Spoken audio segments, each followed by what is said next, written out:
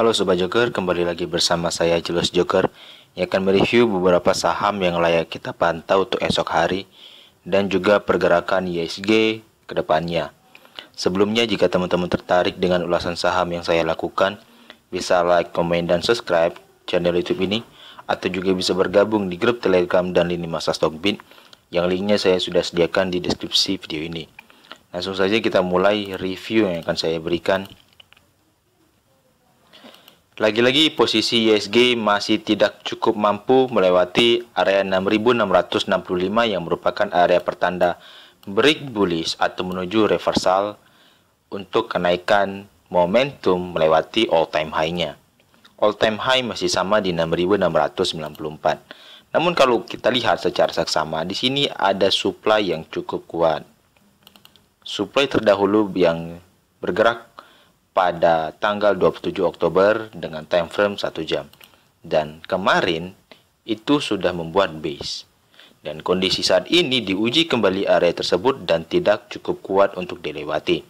Maka target penurunan masih akan dilanjutkan oleh IHSG kemungkinan mencapai area base bawah itu di 6511 sampai 6484.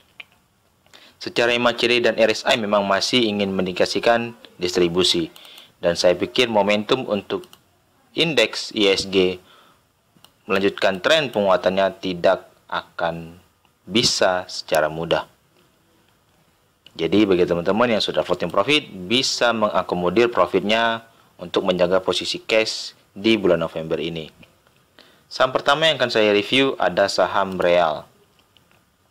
Di saat kompetisi merah ini sudah berjalan pada hari pertama, saya pikir Real layak dipantau. Mengapa?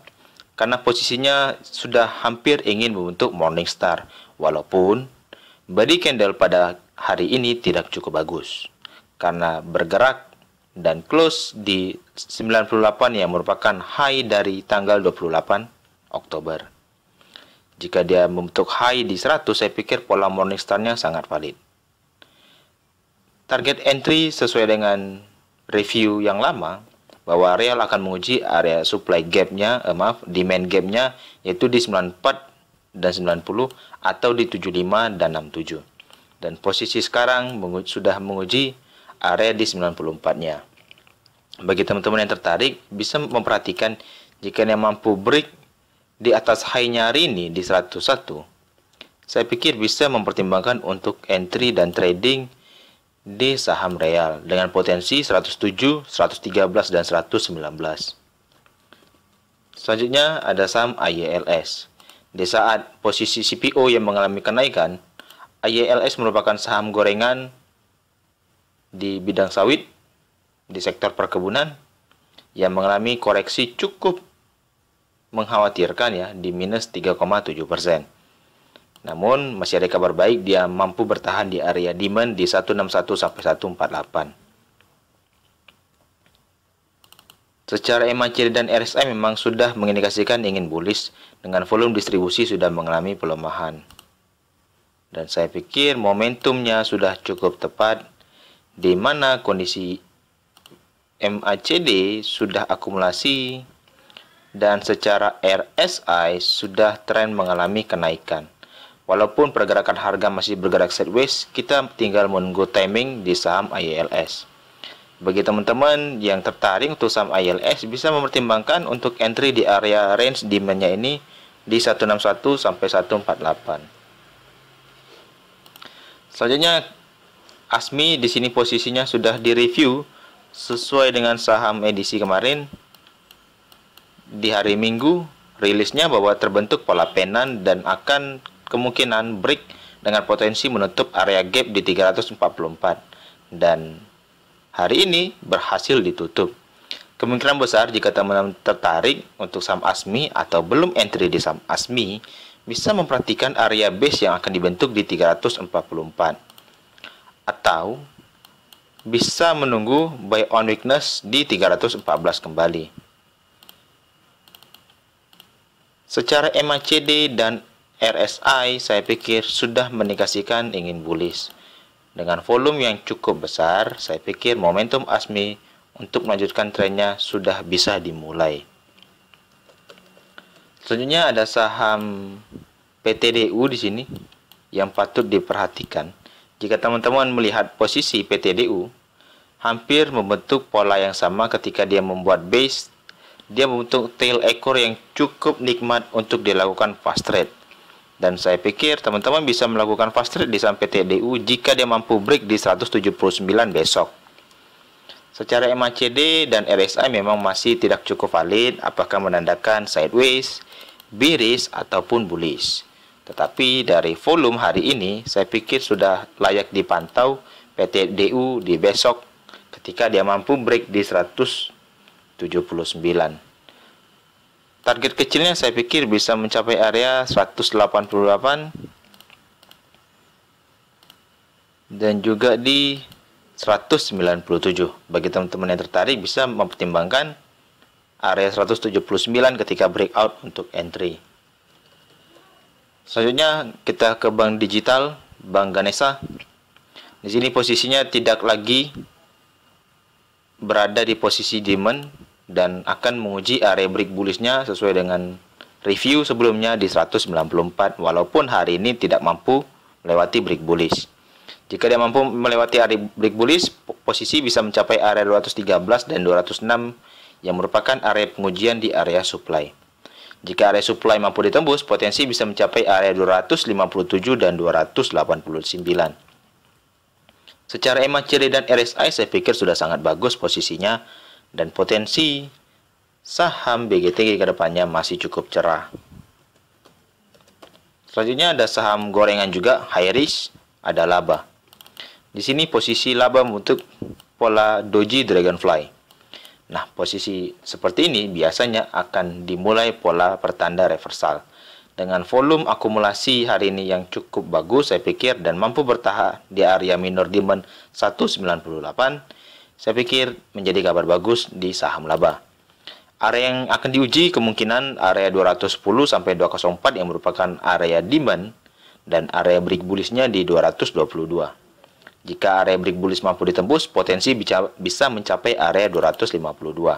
Secara MACD dan RSI bertahap masih melakukan akumulasi dan saya pikir momentum saham laba di kondisi bulan November cukup bagus. Selanjutnya ada saham Indo di sini, saham high risk juga. Saya pikir jika teman-teman ingin entry di saham Indo, bisa mempertimbangkan ketika dia menyentuh area trendline supportnya. Dan sekarang memang masih membentuk plus 2% kenaikan. Dan di sini saya pikir ada area supply yang akan diuji di 182 dan kalau kita lihat secara pola demikian, itu membentuk pola ascending triangle. Jika dia mampu break area 182, target kenaikan sesuai dengan lebar pattern bisa mencapai area 207.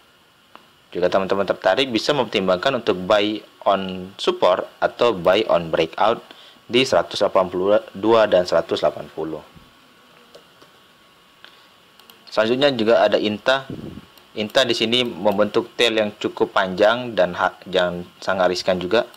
Tetapi teman-teman bisa melakukan fast trade saya pikir di saham INTA di kondisi market bulan November bisa mempertimbangkan entry di 136 sampai 129 untuk entry. Secara MACD dan RSI saya pikir sudah cukup bagus. Jadi akumulasinya kemungkinan akan berlanjut ke depannya. Buy on weakness sekali lagi bisa diperhatikan di 136 sampai 129. Taking profit saya pikir bisa mengikuti area tail yang sudah pernah terjadi. Selanjutnya kita akan lanjut ke saham batubara yang tiba-tiba hari ini mengalami perlawanan. Posisi ITMG sejauh ini memang meretest area support di mana support ini terbentuk di posisi downtrend di saham ITMG yang sudah terjadi dari 2010 hingga 2021. Nah, posisi yang diuji hari ini sudah cukup kuat saya pikir dengan volume akumulasi yang valid. Dan tren kenaikannya sudah bertahan melewati area gap demand di 21.850. Jika dia mampu bertahan di area tersebut, potensi lanjutan akan menuju area supply gap. Di sini ada supply gap di 24.025. Jika area tersebut juga dilewati, saya pikir potensi bisa mencapai area 29.050 dan all time high-nya di 32.275. Secara MACD dan RSI memang mengindikasikan masih distribusi. Jadi saya pikir konfirmasi reversalnya baru kita bisa lihat di esok hari. Selanjutnya kita ke Bukit Asam. Posisi Bukit Asam juga hampir mendekati area buy on weakness kita di 2550. Kita masih menawar posisi tersebut supaya bisa menggambarkan posisi yang cukup tepat. Tetapi jika kita lihat low hari ini itu bergerak di range harga 2580. Hanya berbeda 30 poin dari posisi kita ingin membeli buy on weakness. Potensi jika dia mampu melewati area supply break bullish di 2670, saya pikir ada potensi menutup area gap di 2760. Bagi teman-teman yang tertarik bisa mempertimbangkan ingin buy on weakness terlebih dahulu atau melakukan fast trade di 2670 mengikuti saham-saham emiten tambang batubara lainnya. Selanjutnya ada saham Adaro. Adaro di sini saya pikir masih sedikit lagi target penurunannya untuk kita bisa melakukan range buy di 1595 sampai 1570. Memang low di hari Jumat kemarin itu bergerak di range harga 1605. Tetapi di mana gap adalah hutang, saya pikir potensi menutupi area gap ini masih cukup besar. Dan kita bisa menunggu saja untuk saham Adaro di range harga 1595 sampai 1570 untuk entry. Selanjutnya ada saham Indi. Indi posisi sesuai dengan target penurunan dan pullback di 1715 sampai 1695. Dan patut diperhatikan jika dia memang pullback, ada dua area supply gap di 1865 dan 2140. Jika dia membentuk pola Morningstar, minimal dia harus break di 1845. Dan akan kita tandai 1845 sebagai tanda berpola reversal Morningstar. Secara MACD dan RSI masih mengindikasikan distribusi, dan saya pikir lagi-lagi pola konfirmasi di esok hari untuk saham Indi. Selanjutnya ada saham pola SMMT, di mana SMMT pada hari ini kita lakukan fast trade bersama Sobat Joker kompetisi Mirai. Kita sudah entry dan posisi secara Fibonacci dia mampu bertahan di angka 212. Bagi teman-teman yang tertarik untuk saham SMMT di mana pola batubara cukup bagus, bisa mempertimbangkan area 206 dan 212 untuk entry. Taking profit sesuai dengan area tail yang tidak cukup kuat ditembus, bisa bergerak di range harga 220.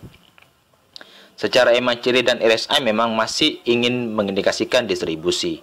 Dan saya pikir momentum distribusi masih cukup ada dan bisa kita lakukan proses fast trade di saham SMMT di mana batubara yang lagi hype-hype-nya hari ini. Kemungkinan besar akan berlanjut juga di besok.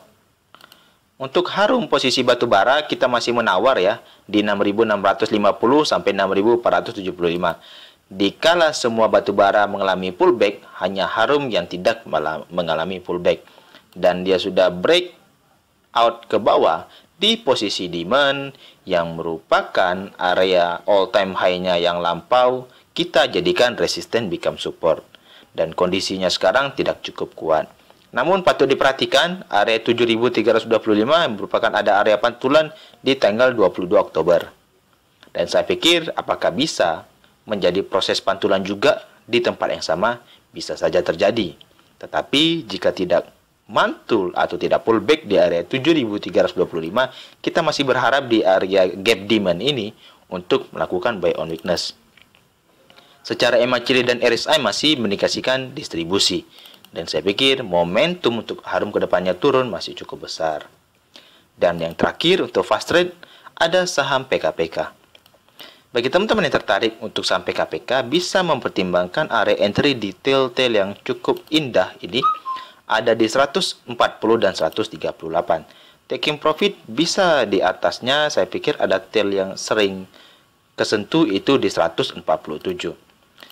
7 poin dan 9 poin saya pikir cukup untung di posisi fast trade di kala kondisi market yang tidak cukup bagus di bulan November. Bagi teman-teman yang fast trade bisa mempertimbangkan untuk entry di saham PKPK. Secara MACD dan RSI distribusinya sudah mengalami pelemahan, dan saya pikir momentum untuk lakukan buy on weakness di 140 bisa dipikirkan. Menimbang jika kita menunggu di 129, saya pikir sudah sedikit susah mendapatkan posisi harga tersebut. Sekian dulu dengan ulasan saham yang saya lakukan untuk esok hari. Jika teman-teman tertarik bisa like, komen, dan subscribe channel YouTube ini, atau juga bisa bergabung di grup Telegram dan di masa Stockbit yang linknya saya sudah sediakan di deskripsi video ini. Saya ucapkan terima kasih.